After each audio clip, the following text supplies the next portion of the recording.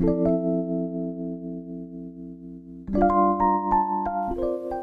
can choose to dwell in the garden. Thankfulness helps us do that with ease.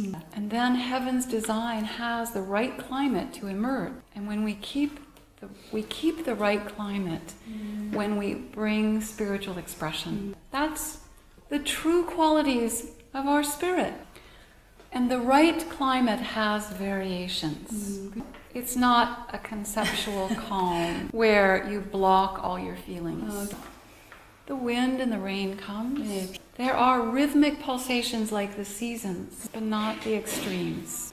We can choose to keep consistently a right climate that allows the garden to be kept alive and moving in all its beauty. A garden moves and changes, doesn't it? So that's what we're here for.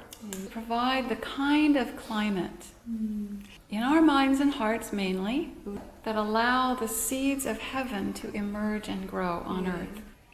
That is actually our responsibility, the job we came on earth to do. But you know, it's also a privilege. When you think about it, if you were applying for a job, if your job was mainly to keep the right climate in your mind and heart, that would be a pretty easy job, wouldn't it? But here's the catch. Does that mean, like the trick, the surprise about it? We keep the right climate not by avoiding pressure and challenge, not by saying, I don't want to work. I'll keep a right climate and go on vacation forever. No.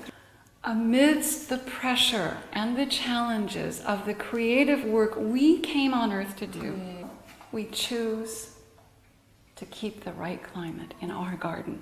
A climate that welcomes the seeds of heaven and cares for them as they grow. And you know why that choice is easier? I think this is the fulcrum point of why you would choose it versus not. Because we value the magic of divine technology and its power to bring heaven on earth. So we value that more than our reaction to what already is in form.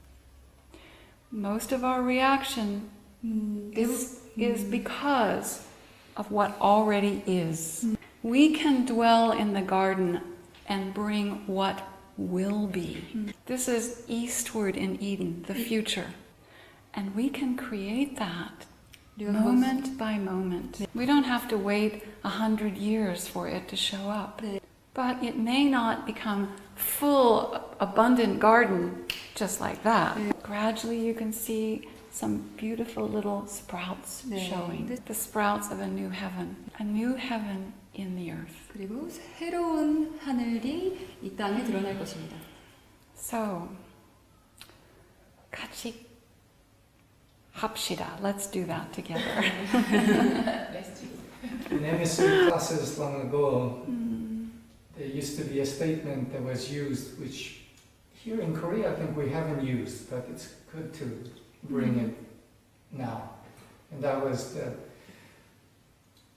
11th commandment is keep your atmosphere or pneumoplasm. Keep your climate. So being the 11th commandment, it's that important, the maintaining of the climate. Yeah. And something else that what you described is such a extraordinary understanding and secret of divine technology. And that is that when the climate is prepared for invisible seeds that are waiting, the invisible seeds come. Yes. Yes. And then they can come into form on earth. Yes. This is such an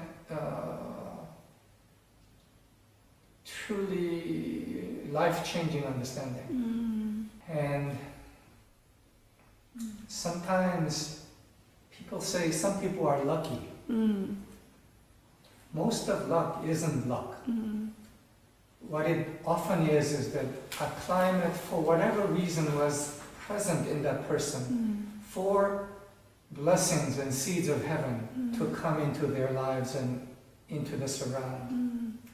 So if you want to be lucky, prepare a climate. So luck is in fact a prepared climate or garden inside of us. So just briefly, I want to close with this. As Eugen spoke about the importance of divine technology, to begin to understand that if we provide the right climate, seeds of a heavenly future are already present, waiting to come in. Right. And if we really provide the climate for that, just like in nature, the abundance of life and beauty naturally emerges. The plants do not struggle to grow. No, they are just being naturally themselves, and beauty emerges. So I'm so glad to initiate a deeper understanding of this part of divine technology. Let's keep the right climate for the garden of our hearts to flourish. 감사합니다. 감사합니다. 감사합니다. Thank you.